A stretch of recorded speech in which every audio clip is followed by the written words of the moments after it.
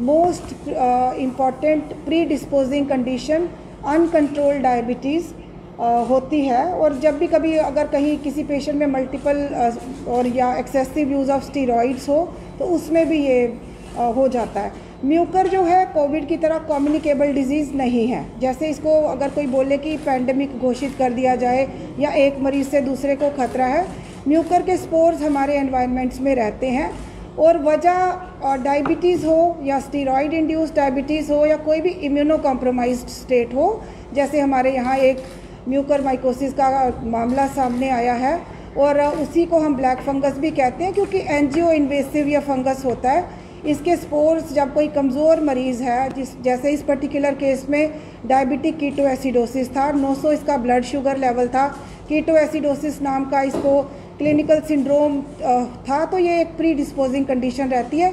कोई भी fungal infection particularly Mucor के स्पोर्स आँख के कंजंक्टिवा में या नाक के ज़रिए म्यूकोजा में या ईएनटी इवन कान के ज़रिए ये जर्मिनेट करना शुरू कर देते हैं स्पोर्स और एंजियो इन्वेजन तक करते हैं, जिसका मतलब कि ब्लड वेसल्स को भी इन्वेड करते हैं। जब ये स्पोर्स जर्मिनेट होते हैं तो इनके हाइफी आँखों में, साइनसिस में या फेस की बोन्स को या ब्रेन के अंदर चले जाते हैं। इससे लड़ने के लिए किस तरह के इंतजाम आपकी तरफ से फिलहाल किए जा रहे हैं? ये हमेशा से हमारे डॉक्टर एनकाउंटर कर रहे थे। ऐसा नहीं है कि पहली बार हुआ है। मल्टीपल स्पेशलिटी की राय मरीज़ को देते हैं। इन्होंने सब मरीज़ को देखा, डायबिटीज़ कंट्रोल की कोशिश की और डिब्राइडमेंट यहाँ ईएनटी डिपार्टमेंट में हुई।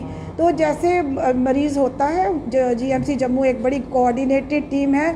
ये अपनी अपनी एक्सपर्ट जो राय हैं देते हैं मरीज़ के वेलफेयर में और उसको ठीक से मैनेज करते हैं। तो ये भी जानने की कोशिश करेंगे कि जिस तरीके से आपने कहा कि आपके पास एक वेल एक्सपर्ट टीम है, बट क्या इसके लिए जो फंगस केसेस अब सामने आने लगे हैं, जिससे पहला केस आ चुका है, तो उसके लिए क्या अलग तरीके की टीम आपकी तरफ से बनाई जाएगी कि लोगों को मदद करे? जैसे हमने देखा कि पहले टेलीकम्युनिकेशन जो सर्विसेज स्टार्ट की गई कोविड को लेकर, क्या इसको लेकर भी कुछ ऐसी सर्विस स्टार्ट करेंगे? फंगल इन्फेक्शंस पहले भी हम देखते रहे हैं। जैसे मैंने कहा कि कैंसर के मरीज़ भी हैं, शुगर के भी हैं, तो फंगल इन्फेक्शंस हम day in and day out हमारे डॉक्टर्स देखते हैं, ऐसी बात नहीं है। और जब जब मरीज़ को जिस डॉक्टर की ज़रूरत है, टीम की इसमें ज़रूरत नहीं है, क्योंकि ये कोई एपिडेमिक पोटेंशियल वाला या पैंडेमिक पोटेंशियल वाला या कम्युनिकेबल डिजीज़ नहीं है। एक मरीज़ से उसके साथ लेटे हुए दूसरे मरीज़ को इससे होने का खतरा नहीं होता। तो ये मरीज़ का अपना ही कमज़ोर इम्यून स्टेटस है, जिसकी वजह से उसमें ये फंगस एस्टैब्लिश हुआ और ये बीमारी पाई गई।